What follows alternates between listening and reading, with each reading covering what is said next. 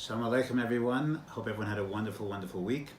It is Erev Shabbos Parshat Devarim, and it is also in the heart of the 9 days. And literally, this Shabbos is Tisha B'Av. We'll be commemorating Tisha B'Av on Sunday, and therefore, I wanted to share an idea that perhaps connects Devarim, Parshat Devarim, and Tisha B'Av. And again, as we discussed last week, the way perhaps we can work on Ben Adam Lechavero, work on our sense of Avas Chinam, to go ahead and perhaps do our little part to be mitaken the Churban and do our little part to start to rebuild the Beis Hamikdash. So in the beginning of the parsha, we read the Torah tells that Moshe Rabbeinu, in helping the Jewish people, getting them ready for their entry into Eretz Canaan, Eretz Yisrael, and start to build their society. So he says, Ekach ve'ekach es roshei shivtechem, anashim chachamim viduim ve'eten osam roshim aleichem. They're going to be leaders of every single shevet. Sarei alafim, v'sarei me'os, v'sarei chamishim, v'sarei asarot, v'shotrim l'shivtechem. There'll be police force, there'll be shoftim. And Moshe says, I'm going to command, va'atzaveh es shoftechem, va'esahi lemor, Shamua ben achechem ushvatzem tzedek. You'll have adjudication. There'll be disagreements here and there, and the judges are going to have to sit in judgment. Ben ishu, ben achiv, ben gero.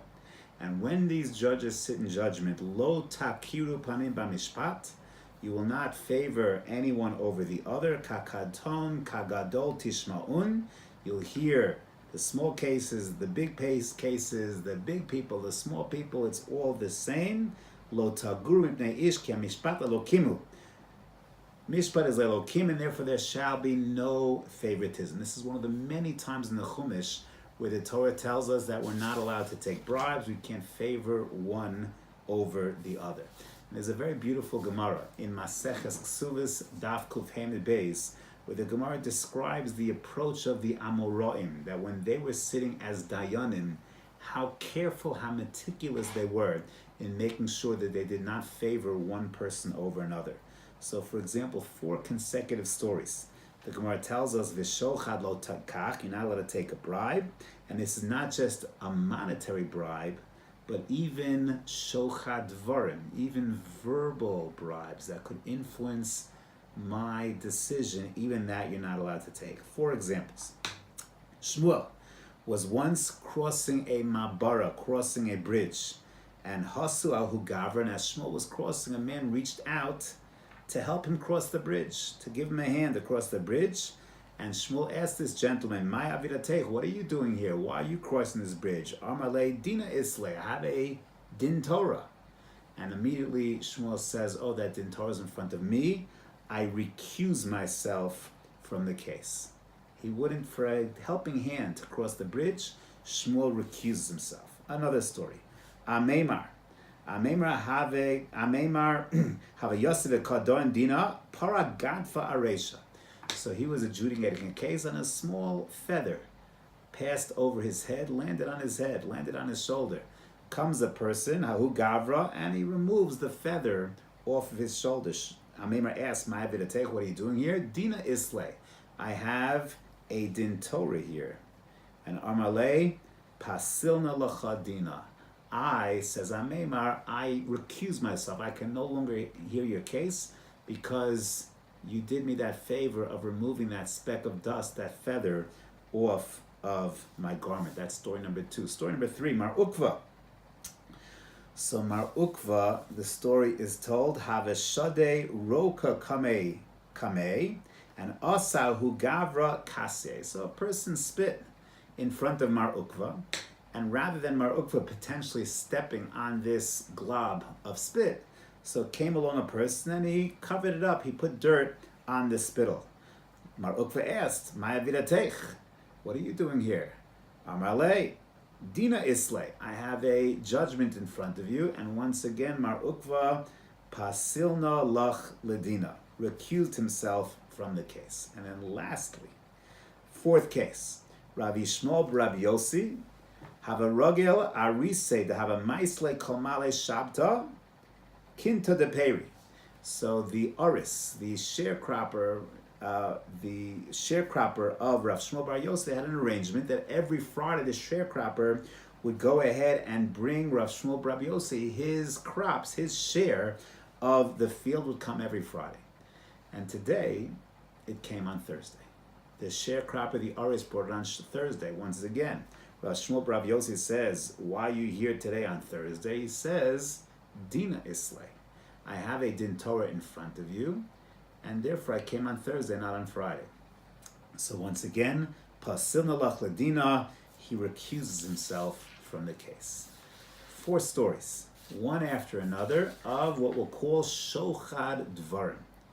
A helping hand across a bridge, removing a speck of dust, covering some spit, and bringing the payros on Thursday instead of Friday. Now, Rav Pam asks the following question. These are Amoraim. How big were these favors? Small favors. Moving some dust, a little help across the bridge, covering the spit. They're very small favors.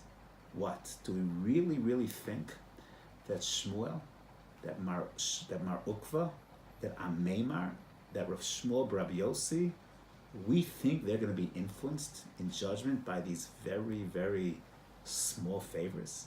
They're not going to be able to adjudicate the case fairly because of a little nominal favor?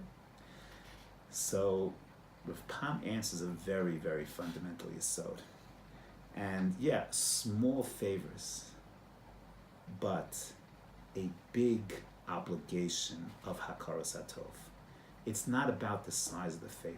It's about understanding the importance of Hakaras HaTov. No matter what someone does for you, a small favor, a big favor, there is a chiyuv of Hakaras HaTov. There's a chiyuv of recognizing the goodness that people have in them and the goodness that people do for us, even when they are small favors. And think about it. Think about, do we, as husbands, I'll look at myself, how many small favors does my wife do for me on an absolute daily basis? Do I recognize? I'll share with you a personal story.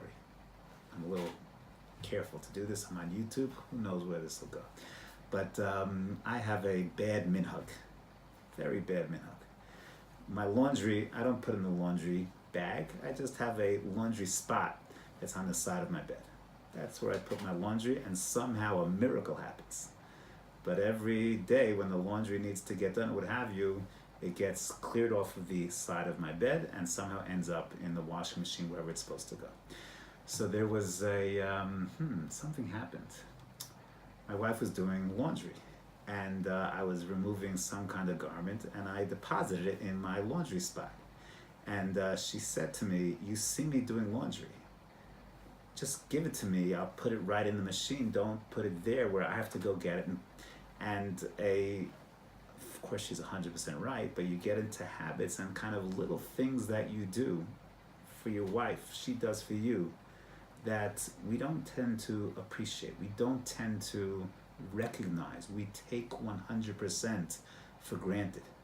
Think about if children, teenagers, appreciated the dozens upon dozens of chasadim that parents did for them every single day.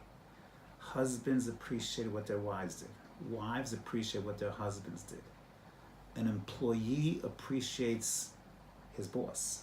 The boss appreciates the employee.